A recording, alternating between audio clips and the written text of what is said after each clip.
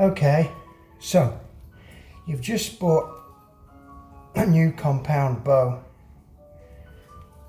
Something that could come in quite handy.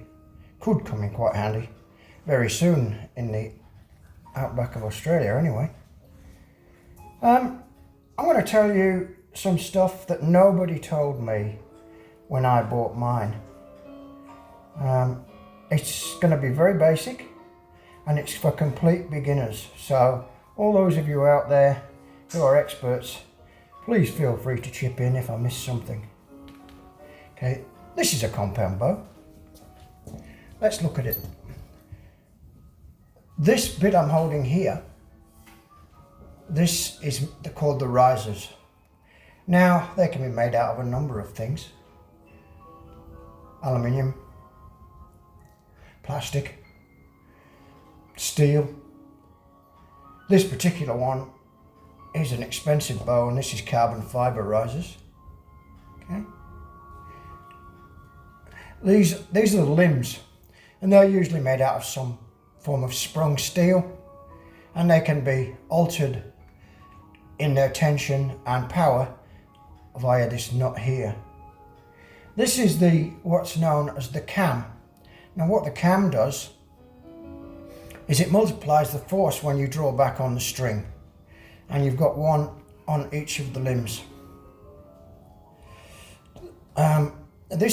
This part here, that's called the string damper, and what that does is it just stops the string when you fire from rebounding on itself.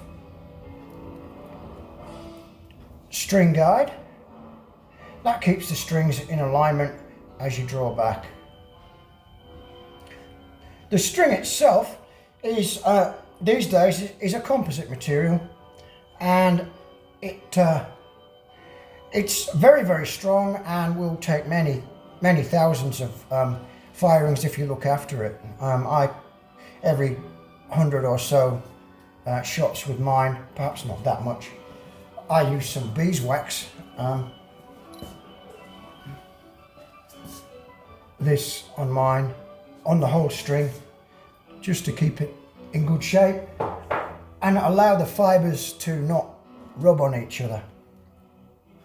This little item here, that's your D-loop, and that's what you hook on to fire it. Never fire it with your fingers. I'll mention that later. This is your rest. Here, obviously, we've got the seat where the arrow flies from. That's your rest.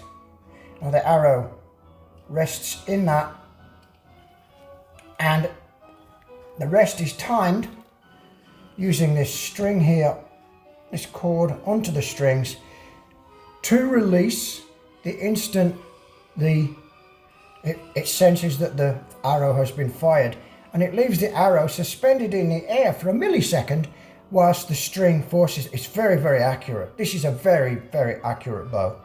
So now I can't actuate it without pulling the string back, but I'll just do that here with the trigger. You can see it drop down. This is your sight. This is a 5-pin sight. Each of those pins is set at a different range. The first one is 10 to 20 meters. The second one is about 25 to 35 meters. The third pin I've got set around about 40 meters. The fourth pin is 45 to 50 meters, and the sixth pin is set at 60 meters, which I rarely use. Best distance is 30 to 40 meters, to be quite frank with you. Anything else, even though they're very accurate, and there are some really good people out there, good shots, then a 60 meter shot you should only take if you're extremely skilled, because you don't want to injure an animal and leave it with an arrow sticking in it. Okay, this item here, this long thing, this is a stabilizer. Now you can get many different stabilizers. You can get them a lot longer than this. This just keeps the bow steady It's got weights on the end. You can adjust the weights, and it keeps the bow from wobbling side to side and up and down. You get much longer ones, but on a hunting bow, quite frankly, and that's what this is my hunting bow, quite frankly, the stabilizer doesn't want to be any longer than that, really. This is your wrist loop. It just holds the bow on your wrist. Now when you follow through from a shot, you can actually let go of the bow, and it will release from your hand and drop down slowly, and it won't fall to the floor. But it also gives you a little bit more purchase. The grip, pistol grip, obviously. Don't grip it till your knuckles come white. Basically, you're just pushing your hand into it. Your fingers should remain very, very relaxed when you're doing that. Okay. So, I can't really, the sights themselves, oh, I missed the peep sight. This is the peep sight on the string, and you line, when the bow is in full draw, you line that up with one of those pins, depending on the range, and that is lined up with the white circle on the sight. The pin would be in the center, and the pin would be on the target's kill zone. And when you release the trigger, like firing a weapon, I've fired many weapons, the skills are exactly the same. You know, hold your breath at the same point, same grip, everything must be repeated. Same sight picture. Light squeeze on the trigger, don't pull the trigger, just light squeeze. There isn't a two-stage trigger on most triggers on a bow, and I'll show you that. Some important safety features about the bow. Never ever draw this bow without a wrist trigger, or any compound bow for that matter. It will distort the strings, and they may come off the cams, and the bow will quite literally fall apart in your hand, and there's a lot of energy in it, and it could hurt you. So never ever do that. Never ever dry fire the bow. There must always be an arrow in the bow when you pull back, always. So that means, without saying, that you have to be either outside or on a range or pointing at something, just in case it goes off, has a discharge, a negligent discharge, we called them in the army, just in case that happens. So never ever dry fire the bow, and never ever draw back the string without an arrow in the bow, because if it does go off without an arrow in the bow, even though you've got it on a wrist trigger or a thumb trigger, it will destroy the bow and possibly cause you a nasty injury, your face. Okay? So those are some salient points about beginner's points about a compound bow. Anybody who's got any extra ideas, of course, can chip in, because this will be on YouTube. Now this is a 70-pound bow, set to 70 pounds. You need to set your draw length. My draw length is 27 inches. Now I'm not going to get into it, because it's quite easy to Google or go on YouTube and find out how to set your draw length. But my draw length is 27 inches. You must set that before you draw the bow. Otherwise you might not even be able to draw it. It may be too short or too long. So you need to get your draw length sorted out before you actually start firing the bow.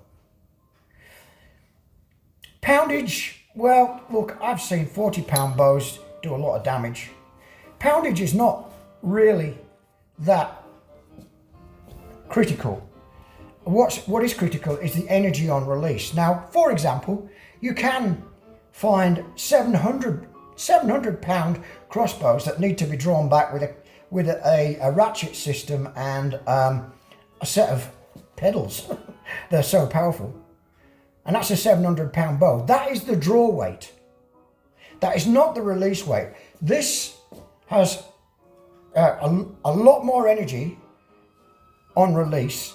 It's 70 pounds draw weight, but it releases far more energy than a 700-pound crossbow.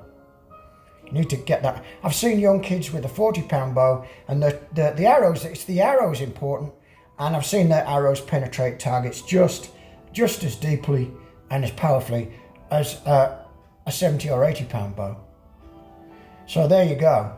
I think I've got most points covered. On the strings, these are string silencers. Speed travels at about 700 miles an hour. So the sound of the strings on release will frighten the animal before the arrow hits them. So you need to take that into consideration when aiming. I did have some feather string silencers on the bow, but they were good, but they soon disintegrated. Okay, that's the bow. Be very careful how you treat it. Very, very careful how you treat it. Don't damage the cams. Don't knock the sights. Treat it like eggshells when you're not firing it.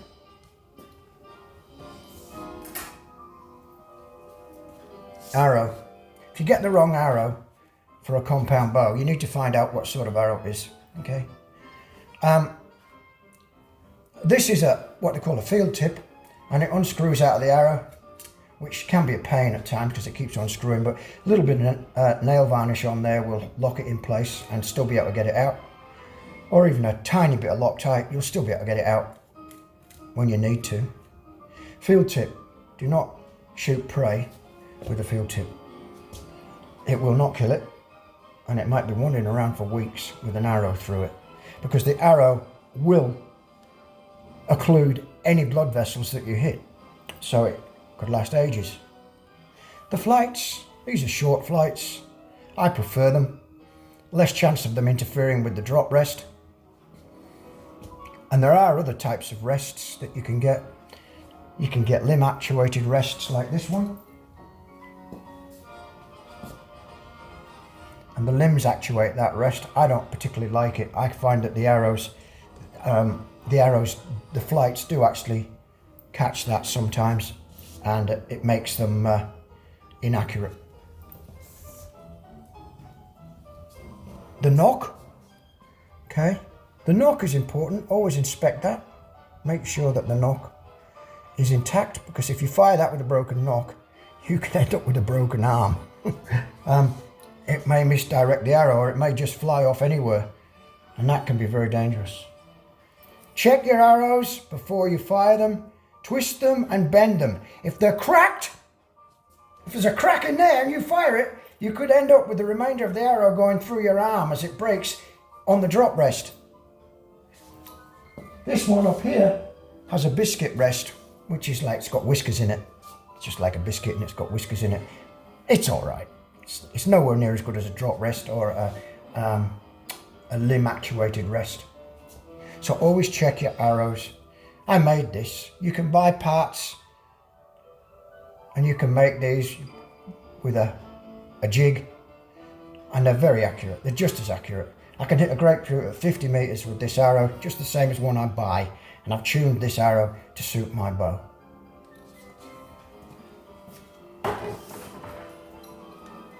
Last but not least in this little session is a trigger. You can see the hook on this. This hooks round the D-ring, the D-loop on your knocking point where the arrow goes, and it enables you to pull the bow back. And when you gently press the trigger, as you can see, it releases the string. That's all it is. Perfectly safe. It will not go as you draw back. So you set it, always the same. I use the 4th hole on my wrist trigger. Always the same. Everything the same. Keep your fingers away from the trigger when you're drawing back. I'm not going to draw the bow, but that goes on here. And as you can see, that actuates the string.